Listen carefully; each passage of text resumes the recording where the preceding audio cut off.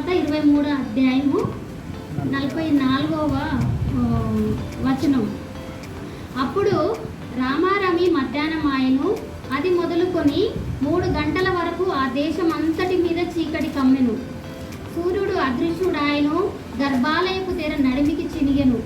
అప్పుడు యేసు గొప్ప శబ్దంతో కేక వేసి, తండ్రి, నీ చేతికి నా ఆత్మను అప్పగించుకొనుచున్నానెను. ఆయన ఈలాగు చెప్పి ప్రాణం విడిచెను.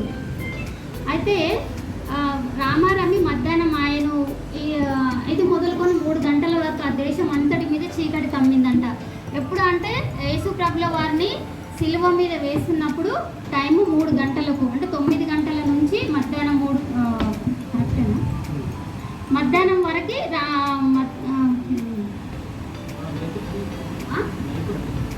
అయితే అప్పటి వరకు సిలువ మీద వేస్తున్నప్పుడు అప్పుడు ప్రాణం పోయింది అన్నట్టు. అంటే తండ్రి, నీ చేతికి నా ఆత్మను అప్పగించుకొనుచున్నానని యేసుప్రభుల వారు అన్నాడు. అంటే నిజంగా ఈ మాట దేవుడు అనాలా? అనకపోతే తండ్రి యేసుప్రభుల వారి ఆత్మను దేవుడు చేర్చుకోవడా అనేసి మనం ఒక క్వశ్చన్ వేసుకోవచ్చు. ఎందుకంటే ఆత్మలకు తండ్రి ఎవరు? తండ్రి అయిన దేవుడు, పరలోకమందున్న మన తండ్రి. అంటే ఆత్మలకు తండ్రి అయిన దేవుడు ఈ సిలువ మీద ప్రాణం విడిచినప్పుడు ఒక తెర అడ్డుగా ఉంది మనకు. అంటే పాత నిబంధన ప్రకారంగా అయితే అది తెర అడ్డుగా ఉంది. అంటే పవిత్ర స్థలము నుండి అతి పవిత్రమైన స్థలంలో నుండి అంటే ఒక మార్గము సుగమమైంది. అంటే పరిశుద్ధమైన స్థలం, అతి పరిశుద్ధమైన స్థలాలు ఉన్నాయి. అంటే పరలోకానికి ఒక తెర ఏర్పడింది అన్నట్టు.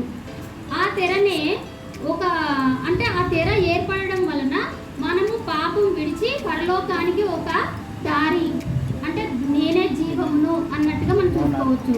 అయితే ఎప్పుడైతే యేసుక్రీస్తుల వారి మరణం జరుగుతుందో అంటే ఆ తెర 2గా చినిగిపోయింది. అంటే ఆ తెర ఎంత గట్టిదంటే మానవ మాతృడు ఎవ్వరు కూడా తెరను కదిలించలేరు. ఆ తెర చాలా బలమైనది, అది గట్టిగా అల్లబడింది అన్నట్టు. అంటే ఒక గోడ ఎంత గట్టిగా ఉంటుందో అంతకన్నా ఎక్కువ గట్టిగా ఉండదు. తెరను మానవ మాతృలు ఎవరు కూడా దాన్ని కదపలేరు, చింపలేరు. అయితే ప్రభువులు వారు ప్రాణం పెట్టి ప్రాణం అర్పిస్తున్నారని చెప్పి ఎప్పుడైతే పలికారో ఆ తెర 2గా చినిగిపోయింది. అయితే ఆ తెర దైవశక్తి చింపగలదు, అంటే 2గా చీల్చబడింది అని అర్థం. ఇక్కడ మరణం జరుగుతుంది. ఇక్కడ కొండ అవతల మరణం జరుగుతుంది, కొండ మీద దేవాలయం ఉంది. ఆ దేవాలయంలో నడిమికి ఆ తెర చినిగిపోయింది అన్నట్టు. అయితే అయితే అపోస్తుల కార్యము 7వ అధ్యాయము 59వ వచనం. ప్రభువును గూర్చి మొరపెట్టుచు, యేసు ప్రభువా, నా ఆత్మను చేర్చుకొనుమని స్టెఫను పలుకుచుండగా వారు అతన్ని రాళ్లతో కొట్టింది. అంటే స్టెఫన్ ఎందుకు పలికిందంటే ఆత్మలకు తండ్రి అయిన దేవుడు ఎవరు? మన తండ్రి అయిన దేవుడు, పరలోకమందున తండ్రి. అయితే స్టెఫన్ను రాళ్లతో నరుముతున్నప్పుడు, ప్రభువా, నా ఆత్మను చేర్చుకో, నా టైము ఆసన్నం అయిపోయింది, ఇంకా ఆత్మలకు తండ్రి మీరే గనక మీరిచ్చిన ఈ ఆత్మ మీ వద్దకే చేరాలి అని చెప్పేసి స్టెఫన్ పలుకుతున్నాడు. అయితే మరణక్రియలు సమీపమై ఉన్నాయి అని చెప్పేసి స్టెఫెన్ పలుకుతున్నాడు. నేను ఈ లోకాన్ని విడిచిపెట్టవలసిన గడియలు సమీపమై ఉన్నాయి, లోకాన్ని విడిచిపెట్టవలసిన సమయం ఆసన్నమైంది తండ్రి, ఈ ప్రాణం మీ వద్దకే చేర్చాలని చెప్పేసి స్టెఫెన్ పలుకుతున్నాడు. అయితే ఇంకా 1 పేతురు 2వ అధ్యాయము 20వ వచనం. తప్పిదమునకైనను దెబ్బలు తినినప్పుడు మీరు సహించిన ఎడల మీకేమి ఘనము? మేలు చేసి బాధపడినప్పుడు మీరు సహించిన ఎడల అది దేవునికి హితమగును. ఇందుకు మీరు పిలువబడితిరి. క్రీస్తు మీ కొరకు బాధపడి మీరు తన అడుగు జాడల యందు నడుచుకొనున్నట్లు మీకు మాదిరి ఇంచిపోయెను. అంటే నిజంగా దేవుడు ఇక్కడ ఏం మాట్లాడుతున్నాడంటే, తప్పిదము కానీ దెబ్బలు తిన్నప్పుడు నిజంగా మనం తప్పిదం చేస్తే ఎదుటి వాళ్ళు చేసినా మనం చేసినా అది నిజంగా మనం సహిస్తామా? సహించే గుణం మనలో ఉందా? నిజంగా మనము ఒక మాట అంటేనే మనం దేవుడు తన సింహాసనాన్ని వదులుకొని మన తప్పిదములను క్షమించడానికి పరలోకం వదిలి మన భూలోకానికి వచ్చి నిజంగా ప్రాణం పెట్టి తిరిగి లేపబడ్డ దేవుడు. నిజంగా మన కొరకు దేవుడు సమర్పణ చేసుకున్నాడు, త్యాగం చేసిండు. ఒకవేళ దేవుడు సమర్పణ చేయకపోతే ఈరోజు నువ్వు నేను ఇక్కడ ఉండవలసిన వారమే కాదు, ఎక్కడో ఉండేవాళ్ళం. ఏ నరహత్యకు చేసుకోవచ్చు, బయట తిరిగి ఏదో ఎంత అంటే ఇష్టం వచ్చినట్టు మనం తిరిగే వాళ్ళమేమో. నిజంగా ఇంత అదృష్టము మన క్రైస్తవులకు దేవుడు ఏర్పరచుకున్న బిడ్డలకు మాత్రమే ఉన్నది ఇది అని ఈ సందర్భంలో నేను చెప్తున్నాను. ఇంకొకటి ఏంటంటే సహించాలి. మొన్న ప్రవీణ్ పగడాల గారు చనిపోయినప్పుడు ఆయన సువార్త చెప్తున్నప్పుడు నేను చాలా వీడియోస్ చూసిన, అందరికీ తెలుసు. సహించిండు ఆయనను చంపుతామని చెప్పేసి అంటే బెదిరించినా కూడా మెయిల్స్ చేసి ఎక్కడికి వెళ్ళినా ఏ రూట్లో వెళ్ళినా చేస్తామని చెప్పి దేనికి భయపడలేదు ఆయన. ఎందుకు అని అంటే దేవుడి మీద భారం, అంటే అన్ని త్యాగం చేసుకోవాలి. దైవ సేవకుడు ఎవరైతే ఉన్నారో అన్ని త్యాగం చేసుకొని అన్నిటిని వదులుకొని దేవుని సువార్త బైబిల్ పట్టిందంటే ఇంకా ఆయన స్టార్ట్ చేస్తే ఇంకెండు చేసేదే లేదు. అంటే అంతవరకు అంటే మన క్రైస్తవుల కొరకు పోరాటం చేసింది అతనే. అయితే నేను ఒకటి ఏమనుకున్నా అంటే అతను హతసాక్షుల గుంపులో ఆయన హతసాక్షుల కవిలలో ఆయన పేరు వ్రాయబడింది. అంటే స్టెఫెన్ కానీ ఇంకా పౌలు కానీ ఇంకా చాలామంది ఉన్నారు హతసాక్షుల గుంపులో. నిజంగా వాళ్ళ కవిలలో ఈయన పేరు లిఖింపబడిందంటే చాలా ధన్యుడు ఆయన. ఓర్చుకోవాలి, ఓర్చుకున్న వల్లే ధన్యుడు. అయితే నిజంగా మనము ఆ విధంగా హతసాక్షుల గుంపులో ఉంటున్నామా, కొన్ని ఉంటామా? ఎందుకంటే హతసాక్షుల గుంపులు ఉండాలంటే ఆ ప్రవీణ్ పగడాల్లాగా ఆయన వాక్యం చెప్పు, మనం బైబిల్ చదవం, ఆయనలాగా కష్టపడం, త్యాగం చేయమన్నట్టు. నిజంగా ఆయన ధన్యుడిగా మనం చెప్పుకోవచ్చు. ఒకవేళ ఆయన ధన్యుడిగా అంటే ఆయన వృద్ధాప్యం అయిపోయిన తర్వాత ఒకవేళ చనిపోతే ఆయన అంతమంది గుర్తుపట్టలేరేమో, ఇంత సువార్త ఇంతమంది చూడలేరేమో. ఆయనను ఇన్స్పిరేషన్గా తీసుకున్నారు. హిందువుల సహితం కూడా దేశ నలుమూలల నుంచి ప్రతి ఒక్కరు వచ్చి ప్రతి ఒక్కరు కన్నీరు గార్చి ఆయన కోసం పోరాటం చేస్తున్నారు. దైవ సేవకుడు అని చెప్పేసి ఇంతమంది క్రైస్తవులు ఉన్నారా దేశం నుంచి అని చెప్పేసి చాటి చెప్పబడ్డాడు. నిజంగా చాలా గ్రేట్గా ఫీల్ అవుతుంది క్రైస్తవ మొత్తం. అయితే ఇంకొకటి ఏంటంటే మనము ఆయన పరిశుద్ధంగా ఉన్నాడు. మనకేంటంటే హతసాక్షులుగా ముందు కదా మనం చర్చికి వచ్చిన తర్వాత ప్రైజ్లాడే చెప్పు, అంటే ఎవ్వరికి వాళ్ళే నాకు నువ్వే చెప్పాలి ప్రైజ్లాడు. నేను ఎందుకు చెప్పాలి, నాది పెద్ద జాబ్ ఉంది, నాకు ఓన్ హౌస్ ఉంది అంటే ఇలాంటి అహంకారం కూడా నేను చాలా మంది చూసిన అన్నట్టు. అంటే నీకుంటే నీవే చెప్పుకో, నీకుంటే నువ్వే, కానీ ఎవరికి అంటే తగ్గింపు అనేది చాలా మందిలో ఉండదని ప్రైజ్లా చెప్పుకోవడానికి కూడా కొంచెం షేమ్గా ఫీల్ అవుతారు బయట కలిసినప్పుడు కానీ చర్చకు వచ్చినప్పుడు కానీ. నిజంగా ఈ దేవుడు దైవ సేవకులను ఏర్పరచుకున్నప్పుడు వాళ్ళు అన్నిటికీ ఓర్చుకుంటున్నారు. అంటే దేవుడి మాటకి వాళ్ళు లోబడుతున్నారు, దేవుడి పిలుపుకు లోబడుతున్నారు. నా గురించో ఎదుటి సంఘం గురించో పక్క వాళ్ళ గురించో కాదు అక్కడ. అంటే దేవుడు వాళ్ళకు అంటే దేవుడికి భయం ఉంది దైవ సేవకులకు. ఆ పిలుపుకు లోబడి రాత్రనక పగలనక ఎండనక వాననక ఎంతో దూరం నుంచి వచ్చి ఇప్పుడున్న సిచ్యువేషన్లో చర్చికి సంఘ సభ్యులు రాకుండా దైవ సేవకులు వస్తున్నారు. అంటే వాళ్ళకే భారం ఉంది, మనకు లేదు. అంటే మన సండే వస్తే హాలిడే, ఎండ ఉందని చెప్పి మొన్న మా ఫ్రెండ్ అంటుంది చర్చికి వెళ్ళట్లే అంటే ఎండ బాగా కొడుతుంది నేను చర్చికి పోవట్లేదు. మరి అదే ఎండలో దేవుని సిల్వ వేసిరు. టెంట్ వేసి ఏమన్నా టెంట్ వేసి కూలర్ పెట్టి దేవుని సిల్వ వేసిరా? లేదు కదా. అదే ఎండలో మిట్ట మధ్యాహ్న సమయంలో 150 కేజీల సిలువను మోస్తూ 6 మైళ్ళు అంత దూరం అంత హింసించి ఆయనను ఎంత భయంకరంగా శిక్ష వేసి ఇందాక చెప్పినట్టుగా నాలుక దౌడను తాకింది. అంటే మాటలాడలేని స్థితిలో కూడా ఆయనను సిలువ వేసిరు. మరి ఒకవేళ నాకు ఎండ కొడుతుంది, నాకు సిలువ వేయొద్దని దేవుడు ఒకవేళ ఆ మాట అంటే ఈరోజు నువ్వు నేను ఇక్కడ కూర్చునే వాళ్ళమా? అంటే వర్షం వచ్చినా కూడా కొంతమంది మార్నింగ్ సెషన్ ఉంది కదా వేరే చర్చికి వెళ్దామని కొంతమంది డిసైడ్ చేసుకుంటారు. మంచిదే కాదు. అదే మార్నింగ్ సెక్షన్లో నువ్వు వెళ్ళినప్పుడు నీకేమన్నా అయితే ఆ దైవ సేవకులు నీ ఇంటికి వచ్చి ప్రార్థన చేస్తారా?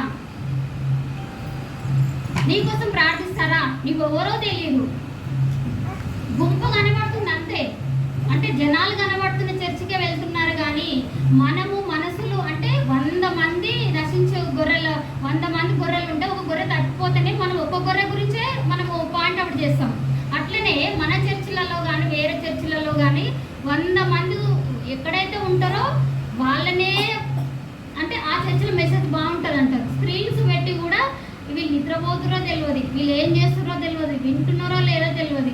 అంటే చూపులకు మాత్రమే వాళ్ళు పెద్ద పెద్ద చర్చిలకు వెళ్తున్నారు కానీ అక్కడ గ్రహింపు అనేది లేదు. వచ్చిన తర్వాత బైబిల్ వాడేస్తున్నారు.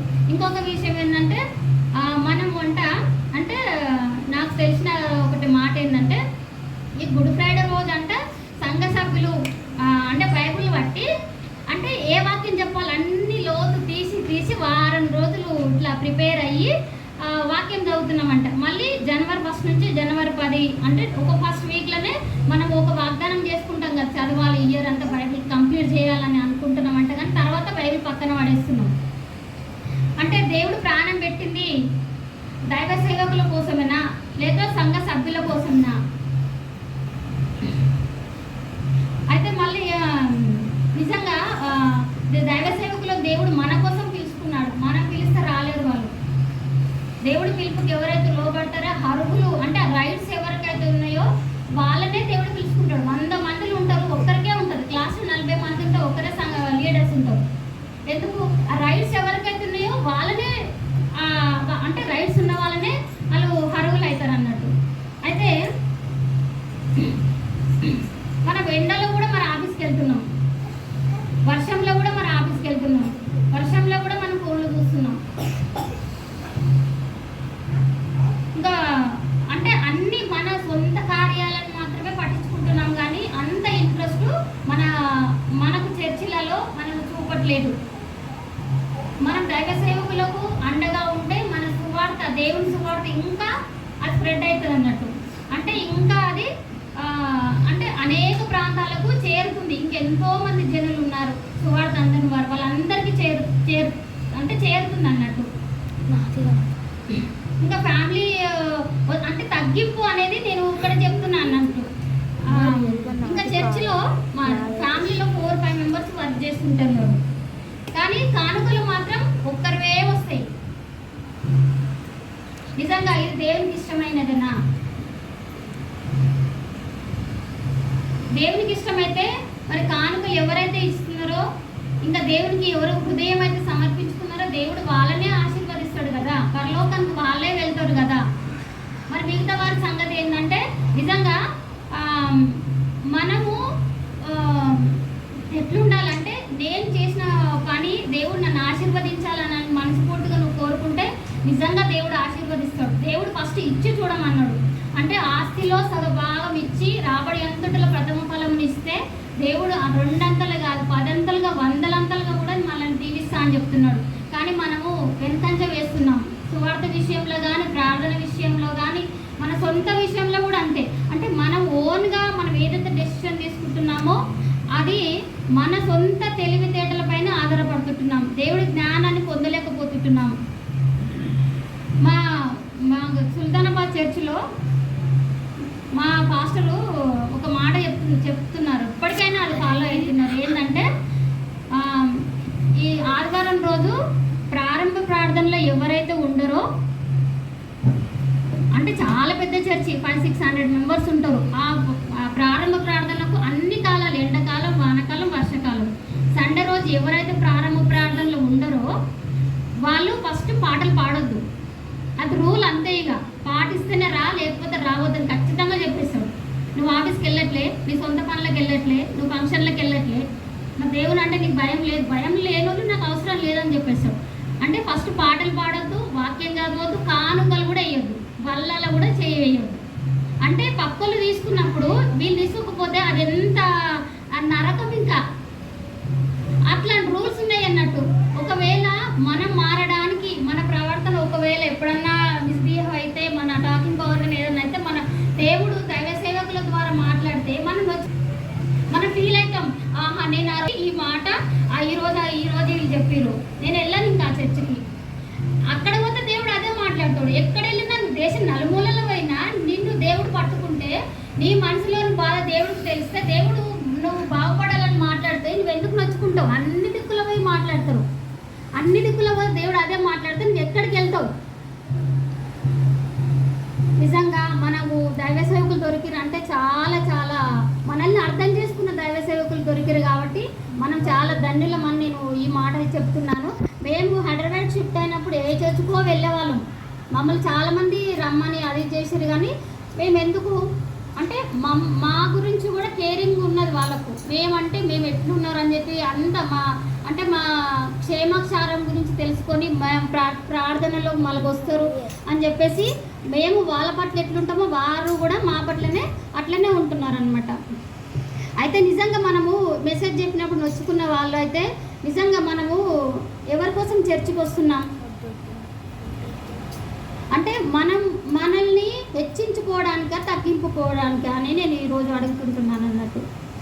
మన తగ్గింపు ఉంటే దేవుడే మనల్ని ఆశీర్వదిస్తాడు, దేవుడే మనల్ని ఒక స్థానంలో ఉంచుతాడు అన్నట్టు.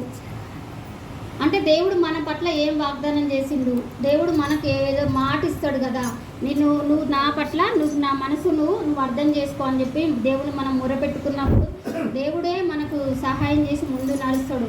మన ఫ్యామిలీస్, మన సంఘము, మన సమాజము క్షేమక్షారంగా ఉండాలని చెప్పేసి దేవుడు మాట్లాడిన ప్రతి మాటను అందరూ పాజిటివ్గా తీసుకోవాలని. నిజంగా మనము ఏ స్థితిలో ఉంటున్నాము, పడిపోయిన స్థితిలో ఉంటున్నామా, లేపబడ్డ స్థితిలో ఉంటున్నామా అని మనం గమనించుకోవాలని ఈ చిన్న మాటలు దేవుడు దీవించును కాదు.